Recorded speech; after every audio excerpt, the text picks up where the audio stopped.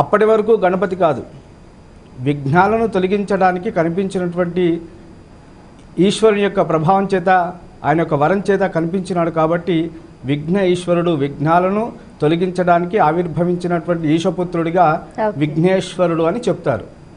అదేవిధంగా మన దేహంలో కూడా కుండలిని శక్తి ఉంటుంది.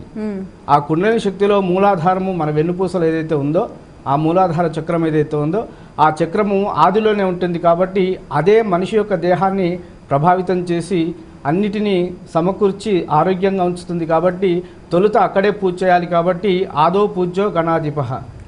మరొక చిన్న విషయం కూడా ఇందులో ఉంది. గణపతి ఆకృతిని కనుక మనం ఒకసారి చూసినట్టయితే తల, 2 పెద్ద చెవులు, తొండము, తర్వాత ఆయన యొక్క పొట్టి చేతులు, పొట్టి కాళ్ళు, పొట్టి పాదము, వీటికి ఉండేటువంటి అర్థాలు వేరే ఉన్నాయి. ఆ సమయాన్ని అనుసరించి దాని గురించి మరింతగా తెలుసుకుందాం.